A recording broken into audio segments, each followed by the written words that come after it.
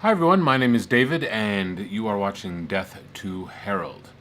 Harold being this guy down here. Sorry, I keep looking over at my thing because I just kind of jumped into this.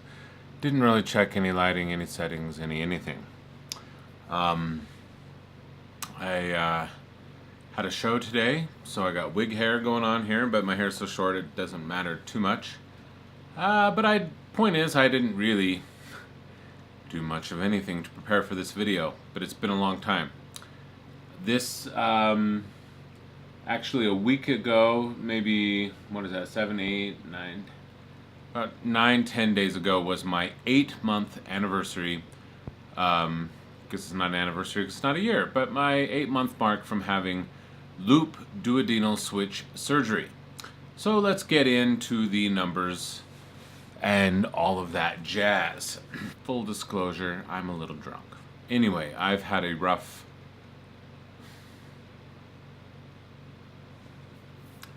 couple of days. Something really great happened to me, but because of that great thing, it means a lot of other people will suffer a little bit, and some a lot. I don't know. I was given a job offer for a job that I would really, really love to do. But this job is located halfway across the country. Not a halfway, on the other side of the country from where I am right now. Which means 4 of my kids who still live with their mom, one is going to college, I leave them if I take this job. I really want this job. It will mean better things for me and my sanity and my health and everything. It's for something I believe in. And I don't know if it's a midlife crisis talking or what it is, but I want my life to mean something. And if it only happens in my career, then I want my career to be for something I believe in. Let me turn off this fan that's probably making a lot of noise, and that's turning it on higher. So I really want to take this job.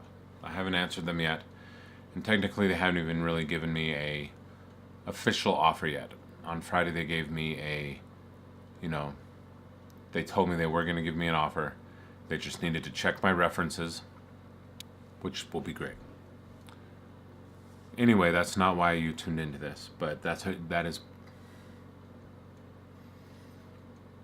what's been on my mind. So that's what I'm going to talk about. Leaving my kids would be, and I'm not leaving them, and I'm not abandoning them. I'm still going to be there for them. I'm going to be there for them financially, even more than legally obligated. I'm going to fly back as often as possible to see the productions they are in, to see the things that they really want me to see.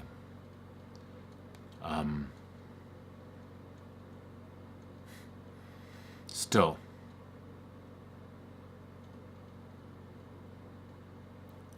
it will be one of the hardest things I'll ever have to do. But I know deep down in my heart that I have to do this. I have to. I am so dissatisfied with where I am at, job-wise, career-wise, life-wise, everything that is connected to that I have to do something to make it better. I have to. And if that means moving to the East Coast, to the other side of the country, even though that would mean I'm thousands of miles away from my kids.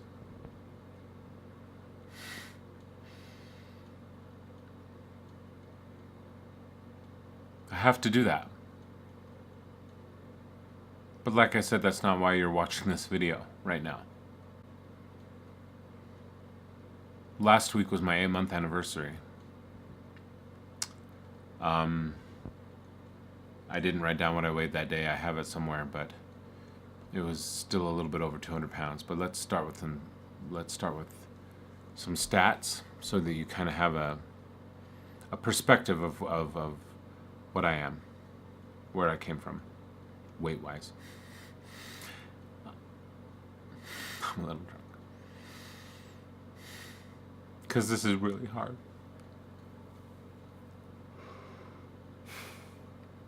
I'm 6'1", I'm 43 years old. On August 12th, 2017, I had Loop Duodenal Switch surgery. That is a duodenal switch with a single anastomosis. Look it up if you want to know what that is. My highest weight never recorded was 350 pounds. My highest weight starting in 2016 was 320 pounds. My highest weight when I started the pre-op diet getting ready for this surgery, I weighed 310.5 pounds. On the day of surgery, I weighed 303 pounds. As of today, I weigh 199.8. No, I know that's only 0.2 pounds into Wonderland, but fuck it, I'm counting it. I'm in Wonderland. These are numbers I have not seen since high school. High school.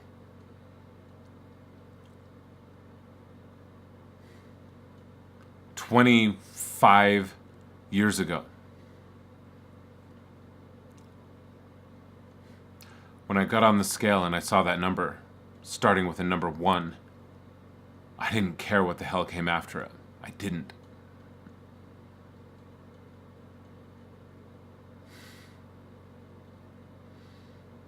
So to do the math for you really quick, since my highest weight ever, I've lost over 150 pounds. Since my highest weight in 2016, I've lost over 120 pounds. Since starting the pre-op diet and getting ready for the surgery, I have lost 110.7 pounds. And since the day of surgery, 8 months and 1 week ago, I have lost 103.2 pounds. It hasn't been easy.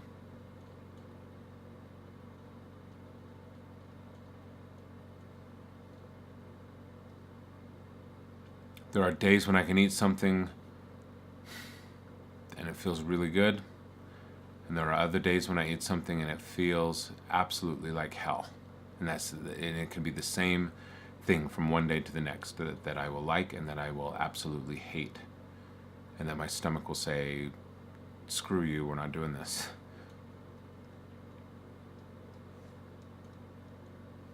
I'm trying really hard to stay up on my vitamins, on my hydration, especially now that I'm in a production. I'm in a musical right now, and being hydrated saves my voice. Being able to fit into those costumes that they built me is a non-scale victory. Moving across the country means I have to leave this production early.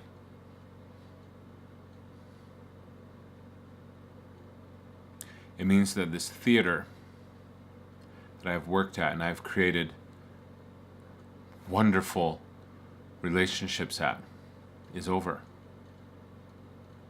I've spent more than half of my life performing lots of other places, but more than half of my life performing on with this particular theater company. Like I said, I've done other shows along the way with other people. But this particular relationship I have with these particular producers has been over half of my life. And I'm going to leave that to take this job on the other side of the country. But that's just a drop in the bucket to the pain and the worry that I feel of being that far away from my children. And I'm rambling now. I'm going off on tangents that you don't give a shit about. So in a little over 8 months since duodenal switch surgery, I've lost over 103 pounds. Yes, the weight loss has slowed down tremendously. Tremendously. I lose now in a month what I have lost in a week earlier on in the honeymoon phase of the surgery. But I'm still losing. I'm still moving in the right direction. I'm still feeling great. Every single time I put my costume on and I walk onto that stage, it has been with more confidence and with more appreciation for myself than ever before. Knowing that I look my absolute best and knowing that I look better than I have in the past 25 years. Which is one of the things that makes it bittersweet to leave that theater and to leave maybe theater for good. I don't know what the theater situation is like where I'm moving to. I know there's a lot of professional things that happen there. And my timer is flashing for my time card, so let me pause here and start again real quick. So like I said, I don't know what the theater situation is where I'm going. So not only will this be, one of these days coming up will be the very last time I perform on this particular stage with this particular company.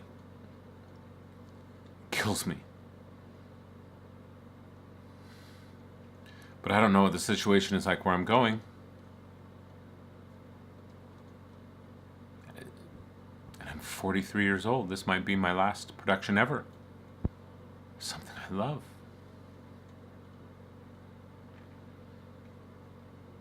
So when I tell you I have to go, and I have to do this, you need to understand what that means. Theater-wise, children-wise, life-wise.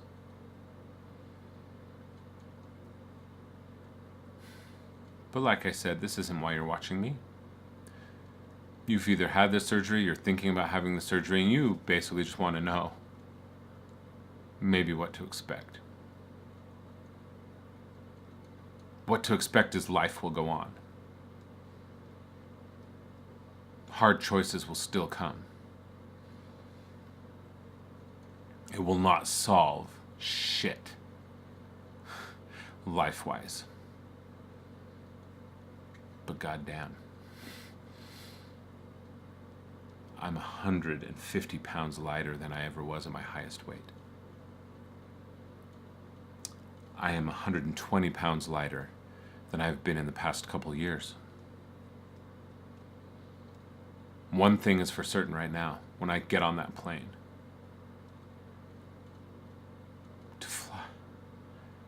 to fly to the other end of the country, to stay, I'll fit in that damn seat and I'll put that seatbelt on and not worry about it at all. There's something to be said for that. I spent a lot of money to get this. I almost died getting this.